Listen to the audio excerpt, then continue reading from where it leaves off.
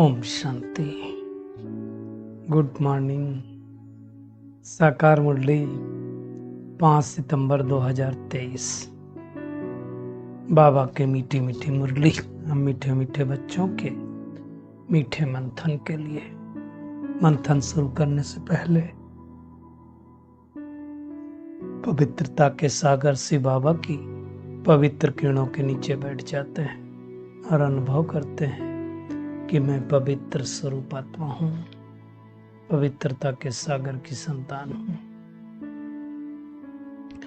आज की मुरली में जोड़ी वाले शब्द बहुत आए हैं, तो हम उन जोड़ी वाले शब्दों को आइडेंटिफाई करके उन पर चिंतन मंथन करेंगे। तो ऐसी कुछ 15 जोड़ियां आई हुई हैं इस मुरली में, उन पर हम विचार सागर मंथन करते हैं। पहली जोड़ी है संग और कुसंग की। दूसरी जोड़ी आई है जो वो है दुख धाम और सुख धाम की। तीसरी जोड़ी है नया युग पुराना युग।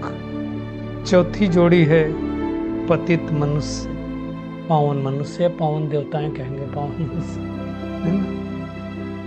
पांचवी जोड़ी आई है शिवालय और वेश्यालय की जोड़ी आई है। और फिर छठी जोड़ी है हमारा सत्संग और झूठा संग, जिसको कुसंग कहा जाता है। और फिर जोड़ी है ज्ञान की प्रारब्ध और भक्ति की प्रारब्ध। अगली जो जोड़ी आई है 8वीं जोड़ी भक्ति कांड और ज्ञान कांड है ना। हीरा और कौड़ी, हीरे जैसा जीवन कौड़ी जैसा अगली जोड़ी है। 10वीं जोड़ी है भ्रष्टाचारी और श्रेष्ठाचारी की जोड़ी। 11वीं जोड़ी है रुद्रमाला और भक्तमाला की। और अगली जो जोड़ी है आसुरी गोद और ईश्वरी गोद। नेक्स्ट जो जोड़ी है विनाशी और अविनाशी की।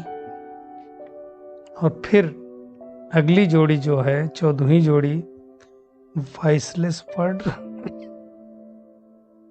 और इनकॉर्पोरियल वर्ड। और 15वीं जोड़ी है बेहद का बाप और हद का बाप। तो इन सब की हम गहराई में जाएंगे। पहला जो कहा संग और कुसंग। कुसंग कहा जाता है खराब संग को, जिसका संग अच्छा नहीं होता है। इसलिए गायन भी है संग तारे कुसंग बोरे। संग से आत्मा पावन बनती है और कुसंग से आत्मा पतित बनती है। संग से हमारी सद्गति होती है। अब इस समय हमारा संग होता है परमात्मा के साथ, तो हमारी सद्गति हो जाती है। जब माया रावण के साथ संग होता है तो दुर्गति होती है। इसलिए कहा जाता है संग तारे और कुसंग बोरे। दूसरी जो जोड़ी हम चिंतन करते हैं पतित और पावन को। तो पतित कौन बनाता है? रावण बनाता है। पावन कौन बनाता है? परमात्मा। तो परमात्मा इस सृष्टि पर आता है और आकर के हर आत्मा को पावन बना करके वापस घर ले जाता है। ये कोई धर्म स्थापक काम नहीं कर सकता है।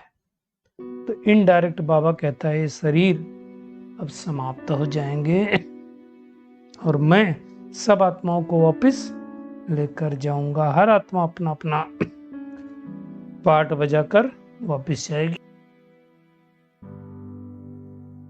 वापस तो हम सब ने जाना है ना। तो अब हमें वापस जाना है। तो ये कौन समझाता है? पारलौकिक बाप समझाता है, लौकिक बाप नहीं। लौकिक बाप आप देखो हद में 84 होते हैं। 84 जन्म लिए तो 84 बाप हो गए। लेकिन पारलौकिक बाप एक ही होता है, जो मिलता तो द्वापर युग से है लेकिन हमें पता नहीं होता है। द्वापर युग में भी देखा जाए तो सतयुग में एक पिता होता है जो शरीर का पिता होता है। द्वापर युग में 2 पिता, परम पिता परमात्मा और एक शरीर का पिता। और संगम युग में देखा जाए तो 3 पिता होते हैं। प्रजापिता भी एक एडिशन हो जाता है ना। तो मेल हो या फीमेल, बाबा ने कहा सबको 2 पिता होते हैं। और वर्षा भी देखो खाली दुनिया में मिलता है मेल को, लेकिन भगवान के घर में मेल फीमेल को दोनों को बराबर मिलता है। तो दूसरा जो है दुख धाम और सुख धाम की जोड़ी है। अब भगवान कब आता है इस सृष्टि पर? जब इस सृष्टि पर अथाह दुख हो जाता है, हर आत्मा पुकारने लगती है, हर नर नारी दुखी हो जाती है, तब वो परमपिता परमात्मा इस दुनिया में आता है और आकर के नव युग की स्थापना करता है। इसलिए अगली जो जोड़ी है नया युग और पुराना युग। पुराना युग किसको कहा जाता है? कलयुग को। नया युग किसको कहा जाता है? सतयुग को। जहाँ शरीर भी नया तो आत्मा भी नया होती है, क्योंकि परमधाम से जय आई है, बैटरी चार्ज होकर के आई है। तब वो परमात्मा फिर से उस सतयुगी दुनिया की स्थापना कर रहा है। तो हमें मेहनत करनी चाहिए उस दुनिया में जाने के लिए, है ना। तो अभी सब हैं पतित मनुष्य और सतयुग में सब होंगे पावन देवताएं। पतित किसको कहा जाता है? जिसके अंदर 5 विकार हों। पावन उसको कहा जाता है जिसके अंदर 5 विकार न हो। तो बाबा ने कहा अभी ये है आसुरी संप्रदाय, फिर होगा दैवी संप्रदाय। तो देखा जाए तो इसको भी एक जोड़ी हम कह सकते हैं। देवताएं उनको कहा जाता है जिनके अंदर कोई कमी कमजोरी न हो, सर्वगुण संपन्न, 16 कला संपूर्ण, संपूर्ण निर्विकारी हो, मर्यादा पुरुषोत्तम हो, अहिंसा परमो धर्म वाले हों, और आसुरी जो राज्य है ना, उनके अंदर तो सब विकार होंगे। तो अब कलयुग पुराने युग का विनाश होना है। फिर अगली जो जोड़ी आई है शिवालय और वेश्यालय की जोड़ी। शिवालय अर्थात शिव बाबा के द्वारा स्थापित किया हुआ राज्य, जिसको सतयुग त्रेता युग कहा जाता है। वेश्यालय कहा जाता है उसको जहाँ पर हर नर नारी के अंदर 5 विकार घर कर जाते हैं, जो द्वापर युग से लगा करके अभी तक चल रहा है। तो भगवान आकर के नव युग की स्थापना कर रहा है और कहता है जागो जाग सजनिया जाग, जो आज का गीत है। नव युग आया कि आया। पहले शुरू में जब भट्टी बनी थी या कहें विश्वविद्यालय की चालू हुआ था, उस टाइम यही गीत बजता था, जाग सजनिया जाग। सजनिया आत्मा को कहा जाता है। उठो, अब भगवान आया है, नए युग की स्थापना हो रही है। अगली जोड़ी है सत्संग और झूठा संग। संग तारे कुसंग बोरे। तो आज तो इस समय सबका झूठा ही संग है ना। एक परमात्मा का ही संग होता है और जिसके द्वारा हमें भक्ति की प्रारब्ध ज्ञान मिलता है। तो अगली जोड़ी है ज्ञान, भक्ति की प्रारब्ध और ज्ञान की प्रारब्ध। तो भक्ति की प्रारब्ध 2 युग चलती है और ज्ञान की प्रारब्ध भी 2 युग चलती है। इस पुरुषोत्तम संगम युग में आकर के परमात्मा ये ज्ञान देता है ना।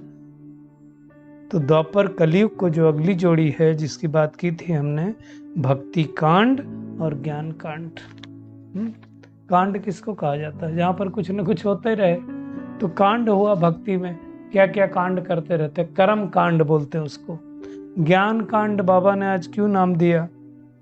क्योंकि वहाँ ज्ञान की प्रारब्ध होती है, तो कोई कर्म कांड नहीं करना होता है, कोई अंधश्रद्धा वाली बात नहीं होती है। यहाँ तो अंधश्रद्धा की बात, श्रद्धा की बात नहीं, अंधश्रद्धा की बात होती है। लोग पता नहीं क्या क्या करते रहते है ना। एक बार जो हो गया उस लकीर के फकीर बनते जाते। जैसे कहते हैं कि एक बार, छोटी सी स्टोरी है कि एक महात्मा जी थे, तो उनके यहाँ एक बिल्ली घायल हो गई, मिली तो उसको उन्होंने दूध पिलाया, सेवा किया तो अच्छी हो गई तो थोड़ा स्नेह हो गया, तो बिल्ली आती रहती थी। अब हुआ क्या, जब ये बिल्ली आती रहती थी तो इनके ध्यान में डिस्टर्ब होता था, तो उन्होंने क्या किया, बिल्ली को बांधना चालू कर दिया। जब ध्यान करते थे तो बांध देते थे। काफी समय बीत गया, वो हमेशा यही करते रहे। अब क्या हुआ, थोड़ा समय बाद वो सन्यासी जी शरीर छोड़ गए, बिल्ली भी चली गई। अब क्या हुआ, अगले दिन जब ध्यान करने का टाइम आया तो उनका जो गद्दी पर दूसरा शिष्य बैठा था, उसने कहा बिल्ली नहीं तो ध्यान कैसे हो सकता है, तो फिर बिल्ली आ गई। उसको बांधने लगे कि ध्यान करने से पहले बिल्ली बांधी जाती है। ऐसे करके कई पीढ़ियां बीत गई और हर सन्यासी जो आया वो बिल्ली बांधता था। किसी ने पूछा नहीं बिल्ली क्यों बांधी जा रही थी। तो आज संसार में ऐसे हो गया है भक्ति कांड में कि हम वो बिल्ली बांधे, ना जाने कितनी बिल्लियां बांध के रखें, क्यों बांध के रखते हो जानते नहीं। तो ये समझने की बात है। बाबा कहता है कि भारत जो हीरे जैसा था वो कौड़ी जैसा बन गया है। तो कौड़ी और हीरे की जोड़ी भी है। तो हमें समझना है कि आत्मा कौड़ी जैसी हो गई है, अब भगवान आकर के हमें हीरे जैसा बना रहा है।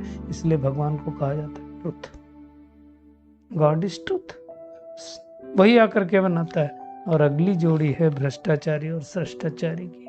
आज दुनिया क्या हो गई? भ्रष्टाचारी। नर नारी सब धर्म भ्रष्ट, कर्म भ्रष्ट हो गए।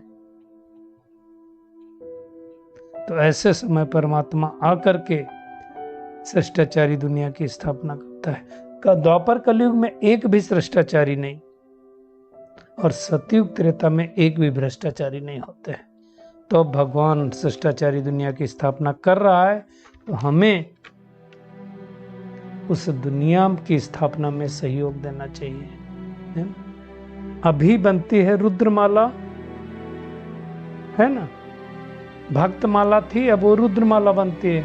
तो भक्तमाला और रुद्रमाला की जोड़ी भी है। भक्त में वैसे तो नारद मेल में और फीमेल में मीरा का गायन है ना। तो अभी हमें क्या करना है? रुद्रमाला में पिरोना है, ज्ञानमाला में जाना है। ज्ञानमाला मतलब कल भी बाबा ने कहा था नहीं, पढ़ाई इसको अच्छी तरह से पढ़ना है, मतलब सिमरण मनन चिंतन करना है ना। तो अभी हमें नशा रहना चाहिए कि हम ईश्वरीय गोद में आए हैं। अभी तक आसुरी गोद में थे, अब ईश्वरीय गोद में आए हैं। तो हमारे कर्म कैसे होने चाहिए, सोचने की बात है। तो ये अगली जोड़ी है। जब हमारे ऐसे श्रेष्ठ कर्म करेंगे तो क्या होगा? जो अविनाशी बाप है। कौन है अविनाशी बाप? शिव बाबा। और विनाशी कौन है? शरीर का बाप। तो जो अविनाशी और विनाशी की जोड़ी आई, तो हमें इस समय अविनाशी बाप मिला है अविनाशी प्रारब्ध देने के लिए। तो उसको अच्छी तरह से याद करना है। बाबा ने कहा तुम देवी देवताओं के 84 जन्म होते हैं। गुरु नानक को तो भी 500 साल आए हुए, 84 जन्म तो हो ही नहीं सकते ना। तो समझने की बात है। बाबा ने कहा मेरा जन्म भी भारत में हुआ है, क्योंकि भारत क्या है? अविनाशी खंड, है ना।